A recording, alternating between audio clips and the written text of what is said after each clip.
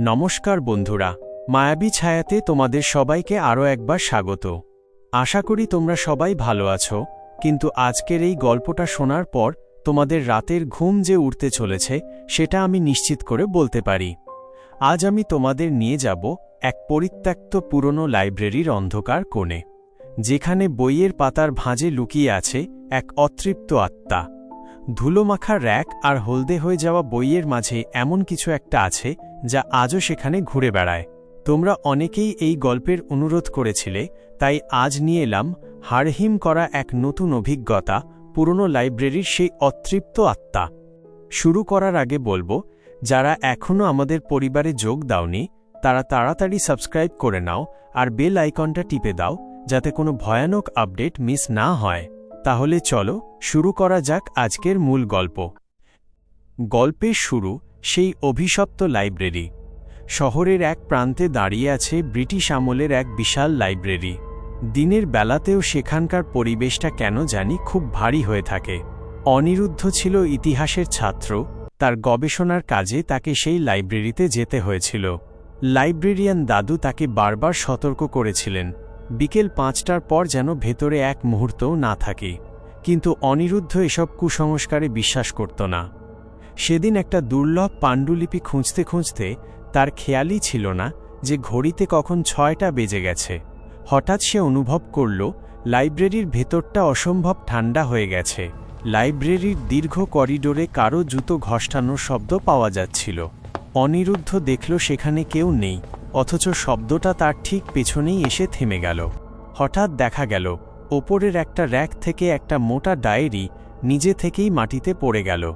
অনিরুদ্ধ সেটা তুলে দেখল ডায়েরির পাতাগুলো একদম সাদা, শুধু মাঝের এক জায়গায় রক্ত দিয়ে লেখা, আমি এখনও পড়ছি। লাইব্রেরির উঁচু উঁচু আলমারিগুলোর ছায়া যখন মেঝেতে পড়ছে, অনিরুদ্ধ দেখল তার নিজের ছায়ার পাশে আরও একটি দীর্ঘ ছায়া দাঁড়িয়ে আছে, অথচ সেই ছায়ার কোনো শরীর সেখানে ছিল না। সেই অতৃপ্ত আত্মা আসলে কে? লোকমুখে শোনা যায় বহু বছর আগে এক জ্ঞানপিপাসু পাঠক এই লাইব্রেরিতে বই পড়তে পড়তে মারা গিয়েছিলেন। শোনা যায় তিনি নাকি এক দুর্লভ মন্ত্রের বই পড়ছিলেন, যা শেষ করার আগেই তার মৃত্যু হয়। আজও তিনি নাকি সেই বইটা খুঁজে বেড়ান। যদি কোনো পাঠক তার পড়ার কাজে ব্যাঘাত ঘটায়, তবে তিনি তাকে সহজে ছাড়েন না। অনিন্দ যখন বইটা হাতে নিয়ে ভয়ে কাঁপছে, তখন তার কানের কাছে কেউ একদম ফিসফিস করে বলে উঠল, পড়া শেষ করুনি কেন? অনিরুদ্ধর কানের কাছে যখন সেই বরফ শীতল ফিসফিসে আওয়াজটা এল, তার শরীরের সমস্ত রক্ত যেন মুহূর্তের জন্য জমে গেল। সে পেছন ফিরে তাকানোর সাহস পাচ্ছিল না, কিন্তু লাইব্রেরির বড় বড় জানলার কাছে সে যা দেখল তাতে তার চিৎকার করার ক্ষমতাও হারিয়ে গেল। জানলার কাছে অনিরুদ্ধ দেখল তার ঠিক পেছনে দাঁড়িয়ে আছে এক জীর্ণ চেহারার মানুষ। তার পরনে অনেক পুরনো আমলের কোট প্যান্ট, কিন্তু সেগুলো ধুলোয় ধূসর। সবথেকে ভয়ঙ্কর ছিল তার চোখ দুটো, সেখানে কোনো মণি নেই, শুধু দুটো শূন্য কোটর দিয়ে সে অনিরুদ্ধর হাতের ডায়েরিটার দিকে তাকিয়ে আছে।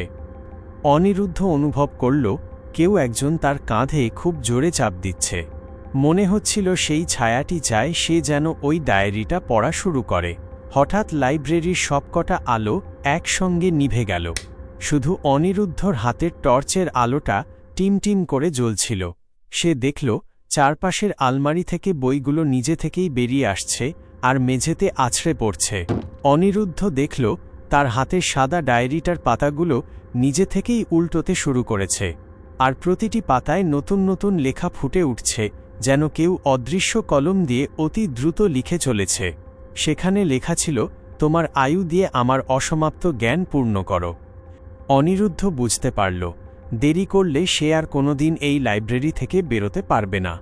সে সর্বশক্তি দিয়ে ডায়েরিটা দূরে ছুঁড়ে ফেলে দিল এবং অন্ধকারের মধ্যেই দরজার দিকে দৌড়াতে শুরু করল। কিন্তু লাইব্রেরির প্রতিটি করিডোর যেন ক্রমশ লম্বা হয়ে যাচ্ছিল। সে যত দৌড়াচ্ছে দরজার দূরত্ব যেন আরও বেড়ে যাচ্ছে। পিছন থেকে সেই খসখসে হাসির শব্দটা এগিয়ে আসছিল। ঠিক তখনই অনিরুদ্ধর মনে পড়ল লাইব্রেরিয়ান দাদুর কথা। তিনি বলেছিলেন কোনো বিপদে পড়লে যেন লাইব্রেরির মূল ফটকের কাছে রাখা ঘণ্টাটা বাজানো হয়। অনিরুদ্ধ অন্ধকারের মধ্যেই হাতড়ে হাতড়ে সেই পিতলের ঘণ্টাটা খুঁজে পেল এবং সজোরে বাজাতে শুরু করল। ঘণ্টার আওয়াজ হতেই এক অদ্ভুত কাণ্ড ঘটল। লাইব্রেরির ভেতরের সেই ভারী হাওয়াটা হঠাৎ হালকা হয়ে গেল। সেই অদৃশ্য ছায়াটা এক দীর্ঘশ্বাস ফেলে মিলিয়ে গেল ধোঁয়ার মতো। অনিরুদ্ধ যখন টলতে টলতে বাইরে বেরিয়ে এল, দেখল বাইরে চাঁদ উঠেছে। লাইব্রেরিয়ান দাদু বাইরেই দাঁড়িয়েছিলেন। তিনি শুধু বললেন, তুমি ভাগ্যবান অনিরুদ্ধ, ও গত 100 বছরে কাউকে এভাবে ছাড়েনি। অনিরুদ্ধ সেই ঘটনার পর লাইব্রেরি যাওয়া ছেড়ে দিয়েছে ঠিকই, কিন্তু আজও যখন সে রাতে বই পড়ে, তার মনে হয় কেউ একজন তার ঘরের কোণে দাঁড়িয়ে তার পড়ার ওপর নজর রাখছে। অনিরুদ্ধ লাইব্রেরি থেকে বেরিয়ে আসার পর ভেবেছিল সব শেষ হয়ে গেছে, কিন্তু আসল আতঙ্ক শুরু হলো তার বাড়িতে ফেরার পর। সেই রাত থেকেই অনিরুদ্ধর জীবনে এক অদ্ভুত পরিবর্তন লক্ষ্য করা গেল। ছায়ার অবশিষ্টাংশ।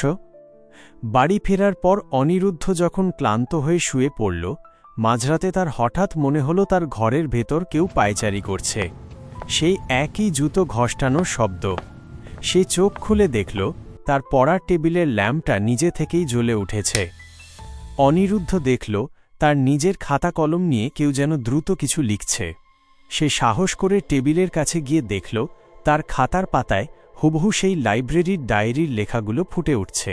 কিন্তু এবার লেখাগুলো বাংলায় নয়, বরং কোনো এক প্রাচীন সাংকেতিক ভাষায়। পরদিন সকালে অনিরুদ্ধ আয়নায় নিজের দিকে তাকিয়ে আঁতকে উঠল। তার গলার কাছে কালো রঙের একটা ছাপ পড়ে গেছে, ঠিক যেন কেউ শক্ত করে তাকে চেপে ধরেছিল। আয়নার কোণে ধুলোর ওপর আঙুল দিয়ে লেখা ছিল, বইটি এখনও আমার কাছে নেই। অনিরুদ্ধ আর দেরি না করে পরদিন সকালে আবার সেই লাইব্রেরিতে ছুটে গেল। কিন্তু সেখানে গিয়ে সে যা শুনল, তাতে তার পায়ের তলার মাটি সরে গেল। গ্রামের লোকেরা জানালো, ওই লাইব্রেরিয়ান দাদু আজ থেকে 10 বছর আগেই মারা গেছেন।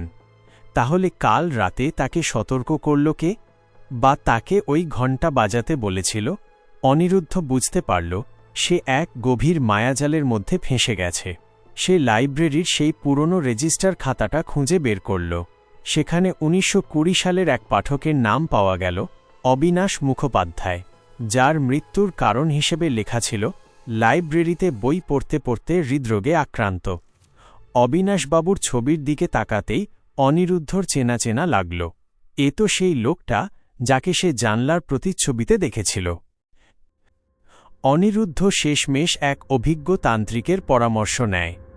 তান্ত্রিক তাকে জানান, ওই অতৃপ্ত আত্মা আসলে কোনো দুষ্টু ভূত নয়, বরং এক অভিশপ্ত পাঠক, যে তার শেষ পড়া বইটি সম্পূর্ণ করতে না পেরে আটকে আছে।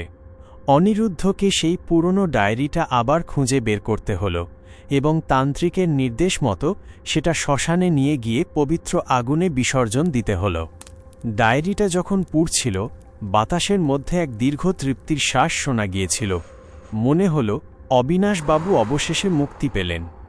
বন্ধুরা, অনিরুদ্ধ এখন সুস্থ আছে, কিন্তু আজও কোনো লাইব্রেরিতে গেলে সে বইয়ের পাতার দিকে তাকাতে ভয় পায়।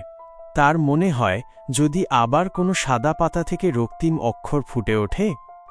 পরের পর্বে কি তোমরা কোনো পুরনো জমিদার বাড়ির রহস্য শুনতে চাও, নাকি কোনো নিঝুম রাতের ট্রেনের অভিজ্ঞতা? তোমাদের পছন্দের বিষয়টি জানালে আমি সেই গল্প নিয়েই ফিরে আসব মায়াবী ছায়ার পর্দায়।